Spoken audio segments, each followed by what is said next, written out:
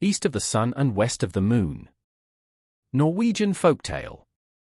Once on a time there was a poor husbandman who had so many children that he hadn't much of either food or clothing to give them. Pretty children they all were, but the prettiest was the youngest daughter, who was so lovely there was no end to her loveliness. So one day, 'twas on a Thursday evening late at the fall of the year, the weather was so wild and rough outside, and it was so cruelly dark, and rain fell and wind blew, till the walls of the cottage shook again. There they all sat round the fire, busy with this thing and that. But just then, all at once something gave 3 taps on the window pane. Then the father went out to see what was the matter, and, when he got out of doors, what should he see but a great big white bear. "Good evening to you," said the white bear. "The same to you," said the man. "Will you give me your youngest daughter?"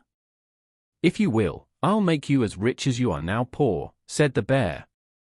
Well, the man would not be at all sorry to be so rich, but still he thought he must have a bit of a talk with his daughter first, so he went in and told them how there was a great white bear waiting outside, who had given his word to make them so rich if he could only have the youngest daughter. The lassie said no, outright. Nothing could get her to say anything else, so the man went out and settled it with the white bear that he should come again the next Thursday evening and get an answer. Meantime he talked his daughter over, and kept on telling her of all the riches they would get, and how well off she would be herself, and so at last she thought better of it, and washed and mended her rags, made herself as smart as she could, and was ready to start. I can't say her packing gave her much trouble. "Well, mind and hold tight by my shaggy coat, and then there's nothing to fear," said the bear, so she rode a long, long way. Next Thursday evening came the white bear to fetch her, and she got upon his back with her bundle, and off they went. So, when they had gone a bit of the way, the white bear said, "Are you afraid?" No, she wasn't. "Well, mind and hold tight by my shaggy coat, and then there's nothing to fear," said the bear. So she rode a long, long way, till they came to a great steep hill. There, on the face of it, the white bear gave a knock, and a door opened, and they came into a castle where there were many rooms all lit up, rooms gleaming with silver and gold, and there, too, was a table ready laid, and it was all as grand could be. Then the white bear gave her a silver bell, and when she wanted anything, she was only to ring it, and she would get it at once. Well, after she had eaten and drunk, and evening wore on, she got sleepy after her journey, and thought she would like to go to bed, so she rang the bell, and she had scarce taken hold of it before she came into a chamber where there was a bed made, as fair and white as any one would wish to sleep in, with silken pillows and curtains and gold fringe. All that was in the room was gold or silver, but when she had gone to bed and put out the light, a man came and laid himself alongside her. That was the white bear who threw off his beast shape at night, but she never saw him, for he always came after she had put out the light, and before the day dawned he was up and off again. So things went on happily for a while, but at last she began to get silent and sorrowful, for there she went about all day alone, and she longed to go home to see her father and mother and brothers and sisters. So one day, when the white bear asked what it was that she lacked, she said it was so dull and lonely there, and how she longed to go home to see her father and mother and brothers and sisters, and that was why she was so sad and sorrowful, because she couldn't get to them.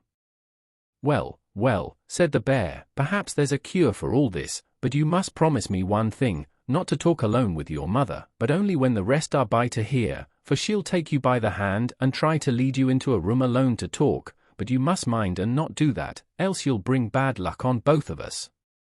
So one Sunday the white bear came and said, now they could set off to see her father and mother. Well, off they started, she sitting on his back, and they went far and long.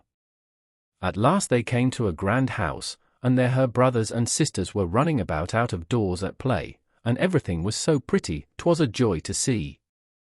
"This is where your father and mother live now," said the white bear, "but don't forget what I told you, else you'll make us both unlucky." No. Bless her, she'd not forget, and when she had reached the house, the white bear turned right about and left her. Then, when she went in to see her father and mother, there was such joy, there was no end to it. None of them thought they could thank her enough for all she had done for them. Now, they had everything they wished, as good could be, and they all wanted to know how she got on where she lived.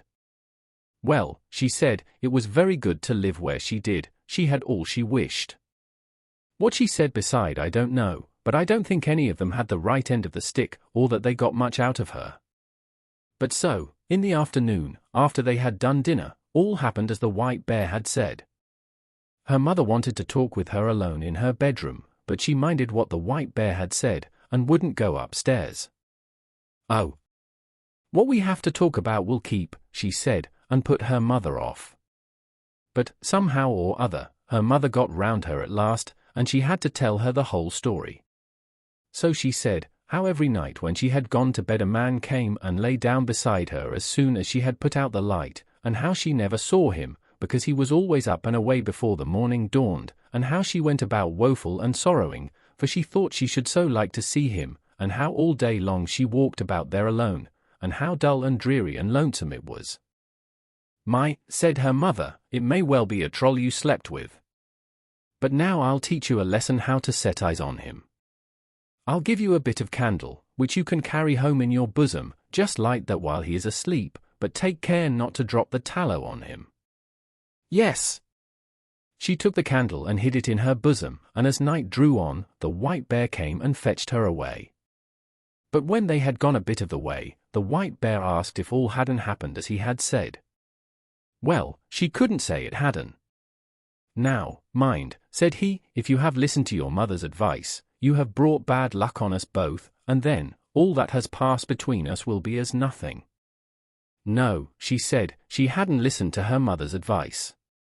So when she reached home, and had gone to bed, it was the old story over again. There came a man and lay down beside her, but at dead of night, when she heard he slept, she got up and struck a light, lit the candle, and let the light shine on him, and so she saw that he was the loveliest prince one ever set eyes on, and she fell so deep in love with him on the spot, that she thought she couldn't live if she didn't give him a kiss there and then.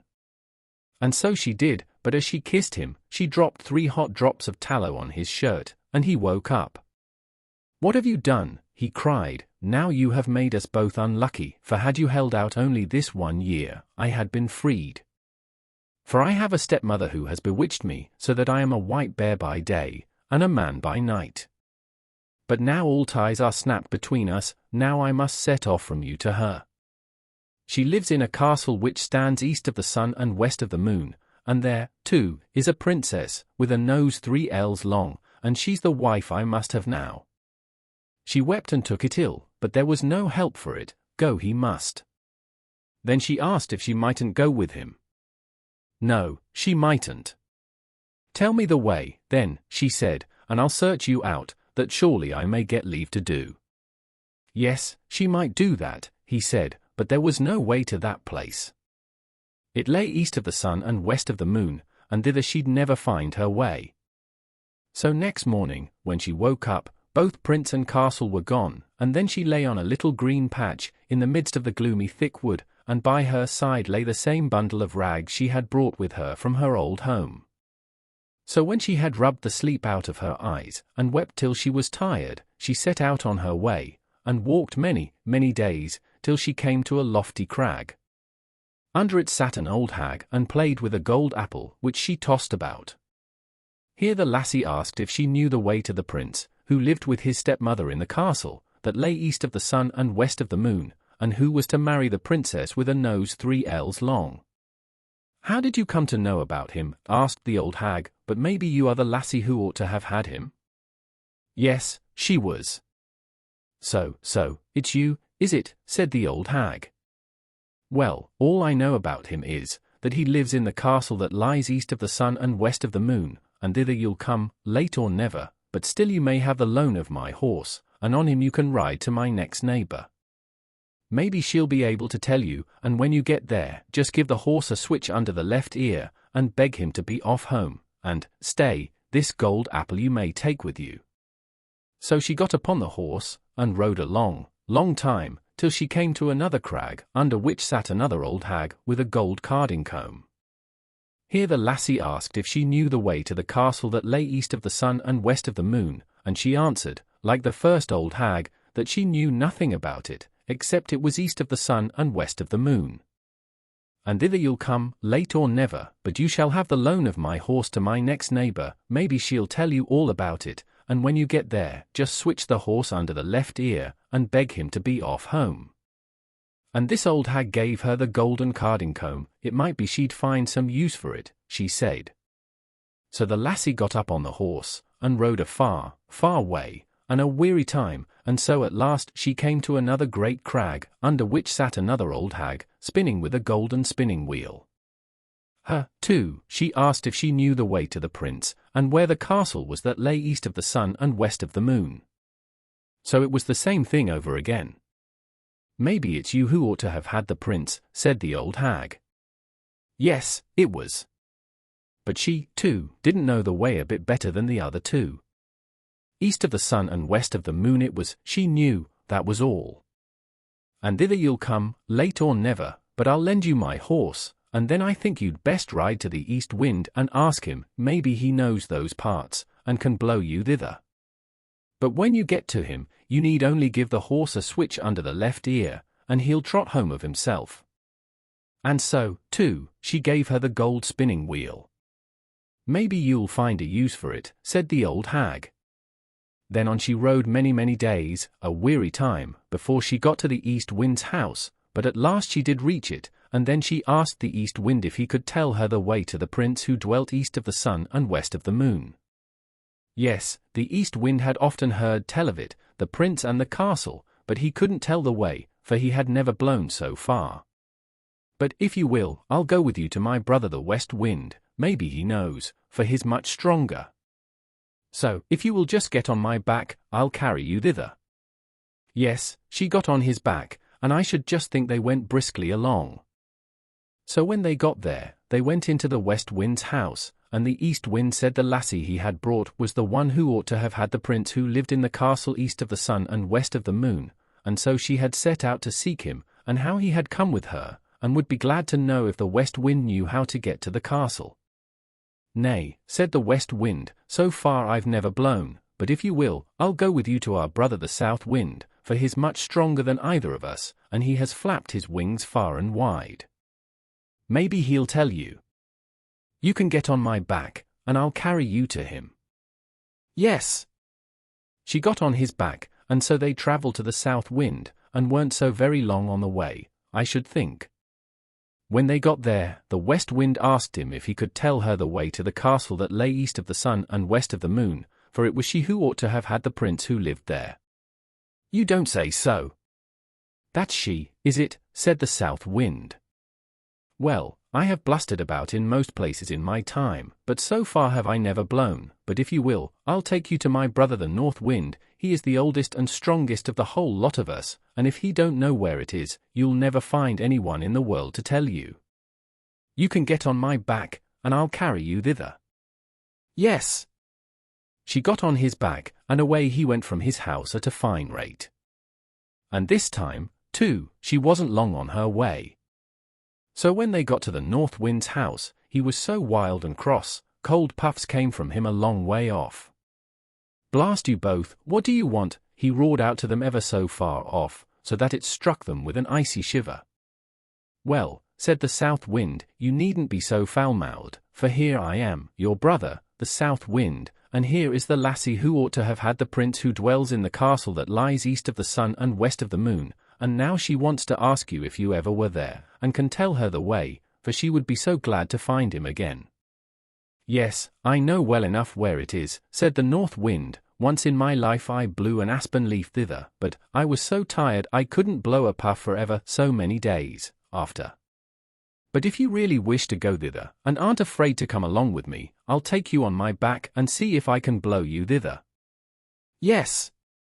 With all her heart, she must and would get thither if it were possible in any way, and as for fear, however madly he went, she wouldn't be at all afraid. Very well, then, said the north wind, but you must sleep here tonight, for we must have the whole day before us, if we're to get thither at all. Early next morning the north wind woke her, and puffed himself up, and blew himself out, and made himself so stout and big, 'twas gruesome to look at him, and so off they went high up through the air, as if they would never stop till they got to the world's end. Down here below there was such a storm, it threw down long tracts of wood and many houses, and when it swept over the great sea, ships foundered by hundreds. So they tore on and on, no one can believe how far they went, and all the while they still went over the sea, and the north wind got more and more weary, and so out of breath he could scarce bring out a puff, and his wings drooped and drooped, till at last he sunk so low that the crests of the waves dashed over his heels. "Are you afraid?" said the north wind. No, she wasn't. But they weren't very far from land, and the north wind had still so much strength left in him that he managed to throw her up on the shore under the windows of the castle which lay east of the sun and west of the moon, but then he was so weak and worn out, he had to stay there and rest many days before he could get home again. Next morning the lassie sat down under the castle window, and began to play with the gold apple, and the first person she saw was the long nose who was to have the prince. "What do you want for your gold apple, you lassie?" said the long nose, and threw up the window. "It's not for sale, for gold or money," said the lassie. "If it's not for sale for gold or money, what is it that you will sell it for?" "You may name your own price," said the princess. "Well, if I may get to the prince, who lives here, and be with him tonight, you shall have it," said the lassie whom the north wind had brought. Yes, she might, that could be done. So the princess got the gold apple, but when the lassie came up to the prince's bedroom at night, he was fast asleep. She called him and shook him, and between while she wept sore, but all she could do she couldn't wake him up. Next morning, as soon as day broke, came the princess with the long nose, and drove her out again. So in the daytime she sat down under the castle windows and began to card with her carding comb, and the same thing happened. The princess asked what she wanted for it, and she said it wasn't for sale for gold or money, but if she might get leave to go up to the prince and be with him that night, the princess should have it. But when she went up she found him fast asleep again, and all she called, and all she shook, and wept, and prayed, she couldn't get life into him, and as soon as the first grey peep of day came, then came the princess with the long nose, and chased her out again. So, in the daytime, the lassie sat down outside under the castle window, and began to spin with her golden spinning wheel, and that, too, the princess with the long nose wanted to have. So she threw up the window and asked what she wanted for it. The lassie said, as she had said twice before, it wasn't for sale for gold or money, but if she might go up to the prince who was there, and be with him alone that night, she might have it. Yes, she might do that and welcome. But now you must know there were some Christian folk who had been carried off thither, and as they sat in their room, which was next the prince, they had heard how a woman had been in there, and wept and prayed, and called to him 2 nights running, and they told that to the prince. That evening, when the princess came with her sleepy drink, the prince made as if he drank, but threw it over his shoulder, for he could guess it was a sleepy drink. So, when the lassie came in, she found the prince wide awake, and then she told him the whole story how she had come thither. "Ah," said the prince, "you've just come in the very nick of time, for tomorrow is to be our wedding day, but now I won't have the long nose, and you are the only woman in the world who can set me free. I'll say I want to see what my wife is fit for, and beg her to wash the shirt which has the 3 spots of tallow on it. She'll say yes, for she doesn't know cities you who put them there, but that's a work only for Christian folk, and not for such a pack of trolls, and so I'll say that I won't have any other for my bride than the woman who can wash them out, and ask you to do it." So there was great joy and love between them all that night. But next day, when the wedding was to be, the prince said, "First of all, I'd like to see what my bride is fit for." "Yes," said the stepmother, with all her heart. "Well," said the prince, "I've got a fine shirt which I'd like for my wedding shirt, but somehow or other it has got 3 spots of tallow on it, which I must have washed out, and I have sworn never to take any other bride than the woman who's able to do that. If she can't, she's not worth having." Well, that was no great thing they said, so they agreed, and she with the long nose began to wash away as hard as she could, but the more she rubbed and scrubbed, the bigger the spots grew. "Ah," said the old hag, her mother, "you can't wash, let me try." But she hadn't long taken the shirt in hand before it got far worse than ever, and with all her rubbing, and wringing, and scrubbing, the spots grew bigger and blacker, and the darker and uglier was the shirt. Then all the other trolls began to wash, but the longer it lasted, the blacker and uglier the shirt grew, till at last it was as black all over as if it had been up the chimney. "Ah," said the prince, "you're none of you worth a straw, you can't wash. Why there, outside, sits a beggar lassie, I'll be bound she knows how to wash better than the whole lot of you. Come in, lassie," he shouted. Well, in she came. "Can you wash this shirt clean, lassie you?" said he. "I don't know," she said, "but I think I can." And almost before she had taken it and dipped it in the water, it was as white as driven snow, and whiter still. "Yes, you are the lassie for me," said the prince.